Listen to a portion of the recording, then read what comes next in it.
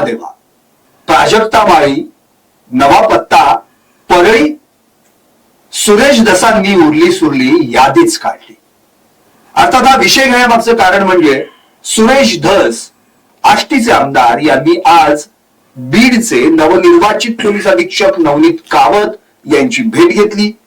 संतोष देशमुख हत्या प्रकरणाचा तपास कुठपर्यंत आलाय त्याची देखील माहिती घेतली.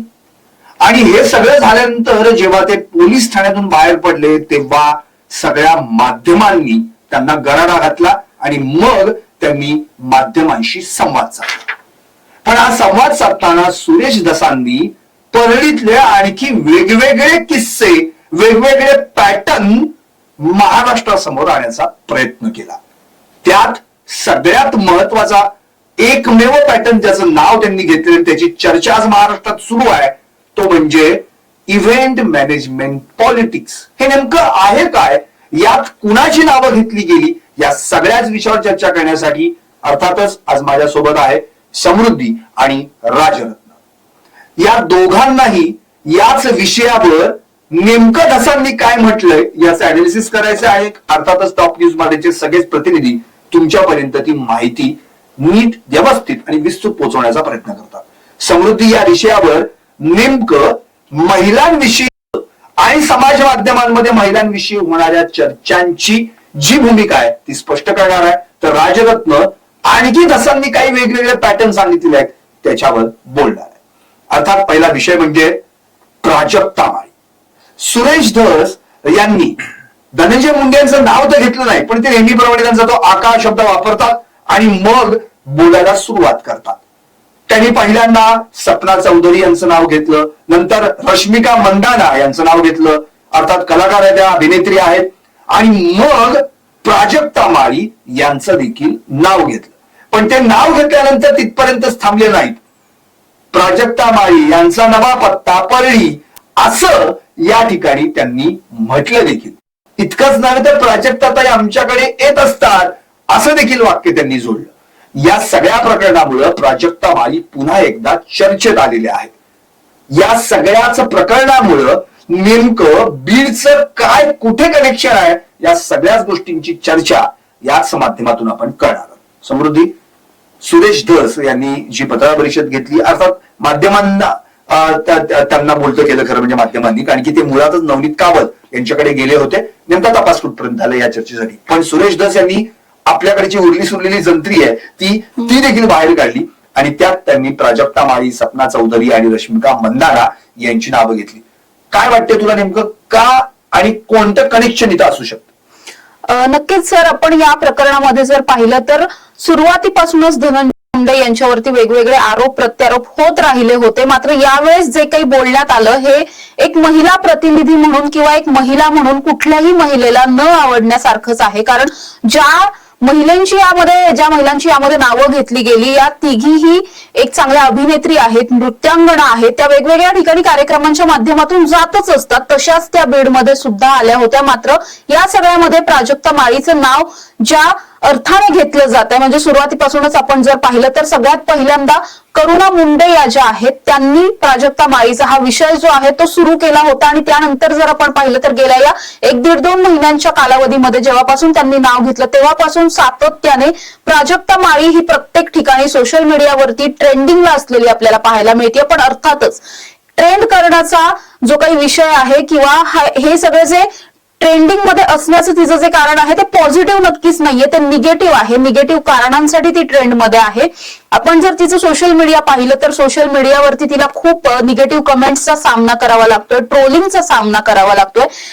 एक विशेष गोष्ट या सगळ्यामध्ये सर अशी आहे की आतापर्यंत तिने एकदाही समोर येऊन या सगळ्यावरती कुठलंही स्पष्टीकरण दिलेलं नाही, कुठली भूमिका मांडलेली नाही, तिने कधी ट्रोलर्सला उत्तर सुद्धा दिलेलं नाहीये.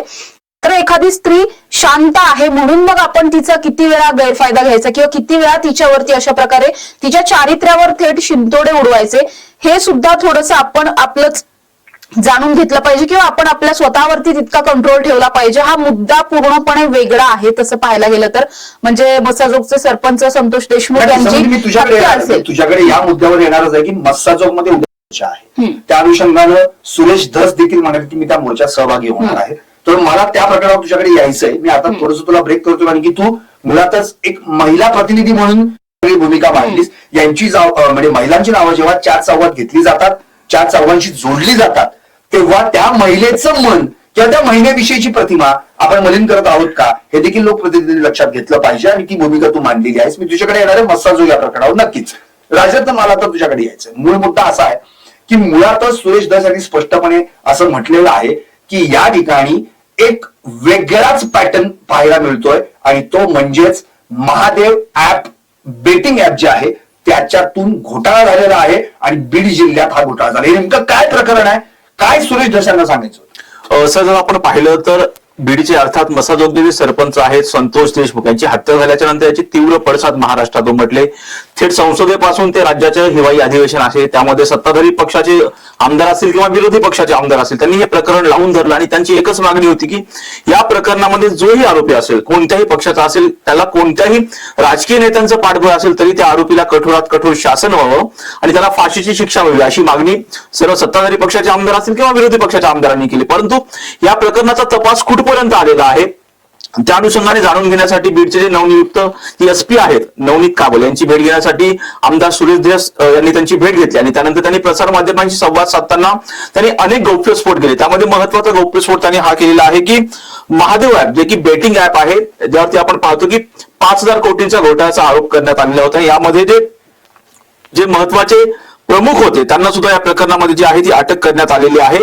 त्यानुसार सुरेश धस यांनी असं सांगितलेलं आहे की महादेव ऍपच्या माध्यमातून अब्जावतींचा घोटाळा झालेला आहे आणि एकाच व्यक्तीच्या नावावर अर्थात एकाच व्यक्तीच्या नावावर 9 अब्ज रुपयांचं ट्रान्झॅक्शन अर्थात मला एक मिनिट राजेंद्र मी तुला थांबवतोय की प्रेक्षकांना मला हे सांगायचं राज्यातनं आता जी माहिती येतो ती अत्यंत महत्वाची आहे. सुरेश धस यांनी असा खुलासा केलेला आहे की बीड मधल्या एकाच व्यक्तीच्या नावावर 9 अब्ज रुपयांचं ट्रान्झॅक्शन झालेलं आहे. राजेंद्र खरा नाही माहिती आहे काय आणखी काय पुढे काय म्हणाल? जवळपास 900 कोटी रुपयांचं ट्रान्झॅक्शन झालेलं आहे आणि हा घोटाळा झालेला आहे आणि एकाच व्यक्तीच्या नावावरती एवढं मोठं ट्रान्झॅक्शन कसं होतं? जर तुमच्याकडे 100 कोटीपेक्षा जास्त ट्रान्झॅक्शन होत असेल तर त्यामध्ये ईडी मार्फत चौकशी केली जाते. परंतु 900 कोटींचं ट्रान्झॅक्शन होतं आणि कोणती चौकशी कशी होत नाही असा आरोप सुद्धा सुरेश धस यांनी जो आहे तो केलेला आहे. त्यानंतर ते असं सुद्धा म्हणाले आहेत की बीडमध्ये काही जरी झालं तर यामागे आकाचं नाव कसं येतं पुढं असं सुद्धा त्यांनी यामागे जो आहे तो प्रश्न उपस्थित केलेला आहे. आणि त्याचबरोबर एकंदरीत आपण पाहिलं तर बीडमध्ये अनेक प्रकरणं जे आहेत त्यांनी यामागे उलगडली आहेत. मी त्या प्रकरणावर राजेंद्र तुझ्याकडे येणार आहे पण मला आता तात्पुरतं पुन्हा एकदा समृद्धीकडे जायचं. समृद्धी मुळात मस्साजो हा जो विषय आहे म्हणजे जो संतोष देशमुख यांची निर्घृणपणे हत्या झाली आणि त्यातून हे सगळं प्रकरण पुढे आलं. नंतर अक्षरशः वाल्मिक करारांपर्यंत संशयाची सुई आली. त्या वाल्मिक करारला मुळातच एका गुन्ह्यामध्ये खंडणीच्या गुन्ह्यात त्याला आरोपी केलेला आहे पण दुसऱ्या गुन्ह्यात तो सापडे नसा झालाय. आपण परवा सुद्धा नेत्यांचा लाडका वाल्मिकांना काय काय म्हणजे वाल्मिक करारवर आपण सगळी आतापर्यंत टॉप न्यूज मारली ना सगळी हिस्ट्री त्याची आपण लावलेली. तिकडे अंजली रामन यांनी देखील काय केलं याच्यावर देखील आपण भाष्य केलं. पण एवढं सगळं करून अजून वाल्मिक करार काही हाताला लागलेलं नाही. सीआयडी मात्र जेव्हा लक्ष घातलं सीआयडीनी तेव्हा कुठे आता वाल्मिक करार, पत्नी, बॉडीगार्ड्स यांच्याकडे आता चौकशी होऊ लागली. तुला काय वाटते वाल्मिक करार अजूनही फरार आहे म्हणजे कुठे राजकीय वळत असतास तुला वाटतं? नक्कीच आपण जर पाहिलं तर गेल्या काही दिवसांपासून म्हणजे अनेक दिवसांपासून खरं तर वाल्मिक कराड हा मुद्दा इतका जास्त चर्चेत आहे. म्हणजे आपण एखादा छोटासा जरी गुन्हा घडला तरी त्याच्यातल्या आरोपींना शोधायचं म्हटलं तरी पोलीस इतकी सारी पथकं लावतात आणि त्याच्यानंतर तो आरोपी अगदी काही दिवसांवरती सापडतो सुद्धा. मात्र इतकं मोठं प्रकरण असून स्वतः मुख्यमंत्री या सगळ्या प्रकरणात लक्ष घालून आहेत, उपमुख्यमंत्री लक्ष घालून आहेत, असं असून सुद्धा एक आरोपी सापडणं असं कितीसं अवघड असणार आहे असा माझा स्वतःचा प्रश्न आहे. त्याचबरोबर आपण जर पाहिलं तर अर्थातच वाल्मिक कराड हा महाराष्ट्रातच असणार किंवा देशातच कुठेतरी असणार. देशाच्या बाहेर तर तो गेलेला नसेल. जर तो गेला असेल तर या सगळ्याचे डिटेल्स असतील कारण देशाच्या बाहेर जाणं विदाऊट डिटेल्स आपले डिस्क्लोज करता जाणं हे तसं अजिबातच पॉसिबल नाही. त्यामुळे ती पॉसिबिलिटी नाही. अर्थात तो भारतातच आहे किंवा मग महाराष्ट्रातच आहे असं असून सुद्धा वाल्मिक कराड सापडत नाही. इतकं मोठं पोलिसांचा फौजफाटा आहे समृद्धी की आका कुठे कुठे फिरतोय याची माहिती मी पोलिसांना दिली आहे. म्हणजे तिथल्या लोकप्रतिनिधींना माहिती आहे पण पोलिसांना माहिती नाही अशी परिस्थिती आहे. मुळात राजेंद्र मला आणखी तुला मुद्दा उपस्थित करायचा. मी समजूकडे पुन्हा एकदा या विषयावर येणारच आहे पण एक मूळ मुद्दा आणखी एक महत्वाचा जो सुरेश धस यांनी उचलून धरला आणि आता तो दसाच लावणं हे काम अत्यंत महत्वाचं आहे. तो म्हणजे तिथल्या जमिनीच्या व्यवहाराचा. राजरत्न या गायरान जमिनी ज्या आहेत त्या मुळातच त्याच्यावर जर तुम्ही काही बांधकाम केलं तर अर्थातच ते अनधिकृत बांधकाम असतं. आणि अशा 100-150 एकर जमिनी लाटल्यात आटानं असं त्या ठिकाणी सुरेश धस यांनी म्हटलंय. काय तो प्रकार आहे म्हणजे त्यांनी जी नावं गावांची घेतली होती, शिरसाळा असेल, मांजरसुंबा असेल, शिंबरी, पारगाव ही गाव आहेत, नेमकं काय घडलंय त्या ठिकाणी? सर आपण पाहिलं तर अर्थात आपण काल कच्चा चिठ्ठा जो कार्यक्रम केलेला होता त्या माध्यमातून जे सामाजिक कार्यकर्ते अंजली दमानी आहेत त्यांनी एक ट्विट केलेलं होतं आणि ट्विटमध्ये त्यांनी सांगितलं होतं की ज्या 4 आमदारांची नावं घेतली त्यामध्ये सुरेश धस असतील, संदीप क्षीरसागर असतील, पंकजा मुंडे असतील किंवा धनंजय मुंडे असतील, त्यांनी एक वक्तव्य केलं होतं. तिथं ट्विटमध्ये लिहिलं होतं की ज्या कोणाच्या जमिनी बळकावलेल्या असतील, ज्यांना कोणाला धमक्या मिळालेल्या असतील त्यांनी या नंबरवरती म्हणते अर्थात नंबर दिला होता, आपण तो नंबरही दाखवला होता, 9235353500 हा नंबर. अर्थात त्याच बीडमध्ये जमिनी बळकावण्याचे प्रकार हे अनेक घडलेले आहेत. त्याच्यावरती जो आहे उलगडा, त्याचा उलगडा जो आहे आज जर आपण पाहिलं तर सुरेश धस यांनी केल्याचं पाहायला मिळतं. त्यांनी सांगितलेलं आहे की शिरसाळा असेल किंवा मांजरसुंबा असेल किंवा शिमरी असेल, शिमरी पारगाव असेल, या ठिकाणी गायरान ज्या जमिनी आहेत त्या लाटल्या गेलेल्या आहेत आणि ह्या कोण लाटले गेले आहेत, जे की आका आहेत किंवा आकाचे जे बगल बच्चे आहेत त्यांनी या जमिनी लाटल्याचा आरोप सुद्धा सुरेश धस यांनी केलेला आहे. आणि एकट्या शिरसाळ्यात 600 वीट भट्ट्या आहेत. एकट्या शिरसाळ्यामध्ये 600 वीट भट्ट्या आहेत आणि त्यापैकी 320 त्या वीट भट्ट्या आहेत त्या अनधिकृतपणेच्या आहेत. तिथं त्या कार्यरत आहेत, त्यांचं ते तिथे वीटभट्ट्या चालवल्या जातात असा आरोप सुद्धा सुरेश धस यांनी केल्याचं पाहायला मिळतं. आणि ज्या शिरसाळ्यामध्ये गायरान जमिनीवरती बांधकाम करण्यात आलेलं आहे आणि त्यावरती गाळे उभारण्यात आलेले आहेत, परंतु त्या गाळ्याचं अजूनही 3 वर्षापूर्वी जे गाळे उभारण्यात आलेले आहेत त्यांचं अद्यापही उद्घाटन झालेलं नाही असा सुद्धा आरोप सुरेश धस यांनी केलेला आहे. नक्कीच. अर्थात आता मी समृद्धी पुन्हा तुझ्याकडे एकदा येतोय. तू आता मागाशी असं सांगितलंस की एक आरोपी शोधायला एवढा वेळ लागतोय, याचा अर्थ तो सापडून येण्यासाठी किती यंत्रणा कार्यरत असेल. म्हणजे सापडण्यासाठी यंत्रणा कार्यरत आहे मान्य आहे, पोलीस पकडण्यासाठी त्याला कार्यरत आहे, पण तो सापडून येण्यासाठी किती कार्यरत असेल. याचा अर्थ निश्चितच हे यमनगाचं टोक आहे. याला उद्या पकडलं तर कुठे उद्या आपल्या काही कच्च्या चिट्टा बाहेर पडू नये अशी भीती तर राजकीय लोकांना वाटत नसेल ना. काय वाटतंय तुला याच्यात? नक्कीच सर, आपण जर पाहिलं तर वाल्मिक कराड हा एक असा विषय आहे बीड मधला की त्याचे जर फोटो आपण पाहिले तर सगळ्याच नेत्यांबरोबर आहेत, त्याचे चांगले संबंध सगळ्याच पक्षांबरोबर आहेत. म्हणजे त्याचं तसं कुणाशी थेट वैर असं आपल्याला म्हणता येणार नाही. आपण बऱ्याच लोकांविषयी बोलतोय की त्यांच्याशी त्यांचे जवळचे संबंध आहेत, मात्र अनेक असेही आहेत ज्यांची नावं अजून समोर आलेली आहेत. तू आणि मी आपण दोघांनी बसून अविनाश बारगळ बोलतात म्हणून तिथला त्याच्यावर कार्यक्रम केला होता, त्यामध्ये तू हेच मांडलं होतंस की जर तिथले पोलीसच यांना सगळ्यांना मदत करत असतील तर मग निश्चित खासदार जे पण उचलत नाही, हक्काभंग रस्ता वाढला शेवटी. पण इतकी वाईट परिस्थिती आहे, याचा अर्थ वाल्मिक कराडची दहशत त्या ठिकाणी किती आहे. नक्कीच सर, इतकी जास्त त्या ठिकाणी त्याची दहशत असणार आहे म्हणजे आपण पुण्यात बसून सुद्धा हे सांगू शकतो की बीड मध्ये त्याची किती दहशत असू शकते. कारण आपण जर पाहिलं तर अगदीच शरद पवारांपासून ते मुख्यमंत्री देवेंद्र फडणवीस यांच्यापर्यंत सगळ्याच पक्षांच्या सगळ्याच नेत्यांबरोबर त्यांचे फोटोज आहेत, खूप जवळचे संबंध सुद्धा आहेत. त्यामुळे जर हा एक माणूस बाहेर आला आणि अर्थातच तो जर माणूस समोर आला, तो जर माणूस बाहेर आला आणि त्याने जर तोंड उघडलं तर केवळ कुठल्या एका पक्षाचा एखादा नेता नाही तर अनेक पक्षांचे अनेक नेते गोत्यात येऊ शकतात. जसे अविनाश बारगळ गोत्यात येऊ शकले असते तशाच पद्धतीने अनेक नेते सुद्धा या सगळ्यामध्ये गोत्यात येऊ शकतात. त्यामुळेच कदाचित जे लोक पुढे येऊन आता का पकडत नाहीये किंवा तो का सापडत नाहीये असे प्रश्न विचारत आहेत, कदाचित ते लोक सुद्धा किंवा त्यांच्याच जवळचे त्यांच्याच पक्षातले काही लोक तो बाहेर येऊ नये, तो सापडू नये यासाठी सुद्धा प्रयत्न करत असल्याची शक्यता सुद्धा खरं तर यापेक्षा सुद्धा जास्त आहे. नक्की. राजन, आठवतोय आपण एका कार्यक्रमामध्ये अंजली दमानी यांनी जर तू कच्चा चिट्टा सगळा बाहेर काढला होता आणि त्यात तू ते वाचून पण टाकलं होतंस की त्याच्यावर किती FIR नोंद आहेत, 10 FIR 23 गुन्हे सेक्शन्स महत्वाचं. समृद्धी 3 ते 5 तेच सेक्शन डबल असे करून 25 सेक्शन्स होतात आणि महत्वाचं म्हणजे 99 पासून त्याच्यावर गुन्हे दाखल आहेत. म्हणजे एवढा हा म्हणजे हिस्ट्री सेटरची पलीकडे वाईट परिस्थिती आहे यांची. तर म्हणजे ज्याला आपण म्हणतो ना की हे असे गुन्हेगार आहेत म्हणजे काय तो पोलिसांच्या ह्याच्यावरचे लिस्टवरचे, त्यात असलेला गुन्हेगार सुद्धा जर तुम्हाला पकडता येत नसेल तर अवघड आहे. राज्यातला आणखी एक मुद्दा जो सुरेश धस यांनी ऑलरेडी विधानसभेत पण वाजवला होता, गाजवला होता, तो म्हणजे वाळू माफियांचा. आणि त्या ठिकाणी वाळू माफिया आता जेव्हा मुख्यमंत्र्यांनी निवेदन केलं की जर हे कोण असे त्रास देत असतील तर यांना सुद्धा मोका लावू, आणि त्यामुळे राजरत्न तिथे वाळू माफिया तर आता जरा टरकलेले आहेत. पण तिथे राख माफिया नावाचा एक प्रकार आहे, तो काय प्रकार, त्याबद्दल काय सांगतो? सर आपण पाहतोय की वाळू माफियांचा जर प्रकार पाहिलं तर मोठ्या प्रमाणामध्ये भ्रष्टाचार करून जो वाळूचा उपसा केला जातो, जोपर्यंत आपण तिथं खंडणी देत नाही तोपर्यंत तिथली वाळू काढता येत नाही, असं एकंदरीत तिथल्या ज्या पद्धतीचं बीडचं एकंदरीत राजकारण आहे, की राजकारण म्हणण्यापेक्षा तिथं जो वचक ठेवलेला आहे, वाल्मिक कराड असेल किंवा त्याचे सहकारी असतील, त्यामुळे त्याच्यावरती तसा आरोप ज्या पद्धतीनं सुरेश धस यांनी केलेला आहे.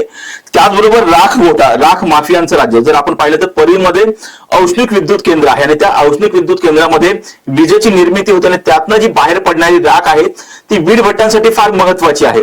जर आपण पाहिलं तर मराठवाड्यामध्ये जेवढेही विटेचे वीट भट्टे आहेत त्या ठिकाणावरती परीवरून राख जाते. जर तुम्हाला राखेचं ट्रान्सफर करायचं असेल तर तुम्हाला तिथं परमिशन घ्यावी लागते, परंतु ती परमिशन घेतल्यानंतर तिथे जे खंडणीखोर आहेत त्यांना सुद्धा हप्ते द्यावे लागतात असं एकंदरीत सांगण्यात येते आणि त्यामुळे हा एकंदरीत पूर्ण घोटाळा जो आहे तो सुरेश धस यांनी बाहेर काढण्याचा प्रयत्न केला. नक्कीच.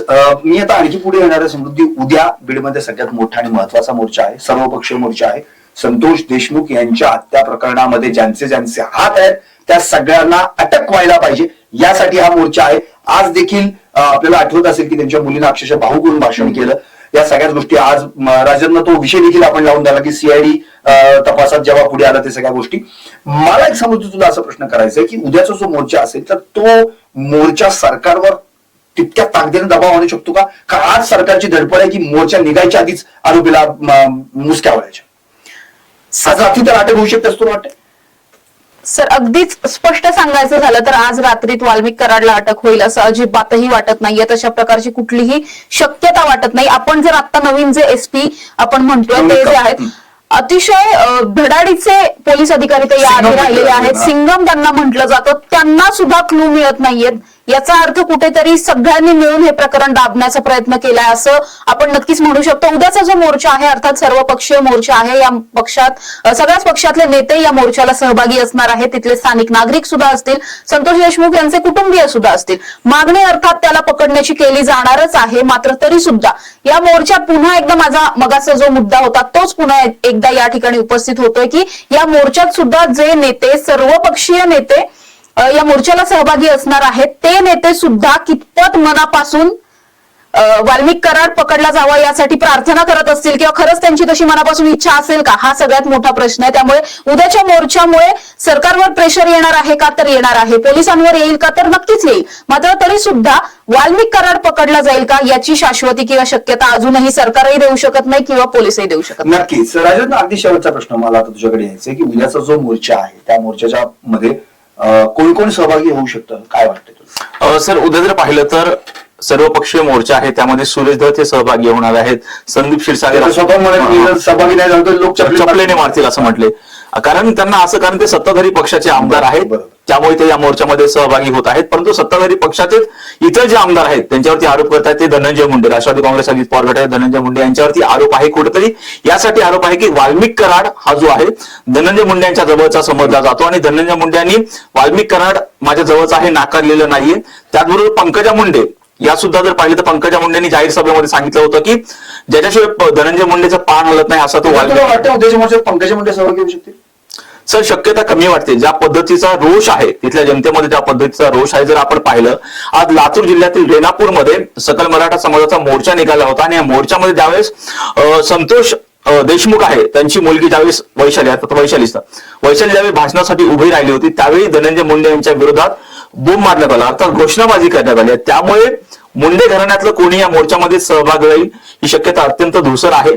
त्यामुळे जर उद्याच्या मोर्चामध्ये जर आपण पाहिलं तर सर्वपक्षीय आमदार सहभागी होतील, परंतु त्यामध्ये धनंजय मुंडे असतील किंवा पंकजा मुंडे असतील हे त्या मोर्चामध्ये सहभागी होणार नाहीत. आणि राहिली गोष्ट वाल्मिक कराडच्या बाबतीमध्ये, ही जी केस आहे ती पूर्णपणे आता सीआयडी कडे वर्ग करण्यात आलेली आहे. जे 3 गुन्हे आहेत, पहिला गुन्हा तो खंडणीचा असेल, त्याचबरोबर हत्येचा गुन्हा आहे आणि तिसरा गुन्हा जो आहे सुरक्षा रक्षकांना झालेली मारहाण, हे तिन्ही गुन्हे जे आहेत ते सीआयडी कडे वर्ग करण्यात आलेले आहेत. परंतु वाल्मिक कराडवरती अद्यापही खुनाचा गुन्हा दाखल झालेला नाही, त्याच्यावरती खंडणीचा गुन्हा दाखल झालेला आहे. खुनातील 7 आरोपींपैकी 4 आरोपींना पोलिसांनी ताब्यात घेतलेला आहे आणि 3 आरोपी अद्यापही फरार आहेत. जोपर्यंत वाल्मिक कराडवर खुनाचा गुन्हा दाखल होणार नाही तोपर्यंत त्याला अटक करणं कितपत पोलीस प्रशासन आता तपास पोलीस प्रशासनाकडे नाहीच, तो सीआयडी कडे वर्ग करण्यात आलेला आहे. त्यामुळे सीआयडी कधी त्याला ताब्यात घेतं हे सुद्धा पाहणं आता महत्वाचं असणार. नक्कीच. आता तुम्ही दोघांनी जी विस्तृत आणि सविस्तर माहिती दिली त्याबद्दल तुमचे आभार. आता जाता मला प्रेक्षकांना इतकंच सांगायचंय की सुरेश धस यांनी इकडून तिकडून का होईना पण धनंजय मुंडेंवर आरोप केलेले आहेतच. अर्थात त्यांना ट्रोलिंग करण्यात येते असं त्यांनी म्हणाला आणि मग नंतर त्यांनी स्पष्टही म्हटलं की धनंजय मुंडे तुमचा विमान जरा खाली आणा, तुमचं पालकमंत्रीपद तुम्हाला लाखला, पण आमचं लेकरू मेलंय त्यामुळं उद्याच्या मोर्चात आम्ही सहभागी होणार आहोत असं सुरेश धस म्हटलं. अर्थात अंजली दमानी आमच्या सामाजिक कार्यकर्त्या त्या देखील उद्या बीडला जाणार आहेत आणि वेगवेगळ्या पक्षातील अर्थात सामाजिक कार्यकर्ते असतील, वेगवेगळ्या पक्षातील नेते असतील. त्यामुळं संपूर्ण महाराष्ट्रासह टॉप न्यूज मराठीचं देखील या मोर्चाकडे लक्ष असेल. त्याच्या अपडेट्स आम्ही तुमच्यापर्यंत निश्चितपणे पोहोचवणार आहोत. पाहत राहा टॉप न्यूज मराठी, आपला महाराष्ट्र आपली बातमी.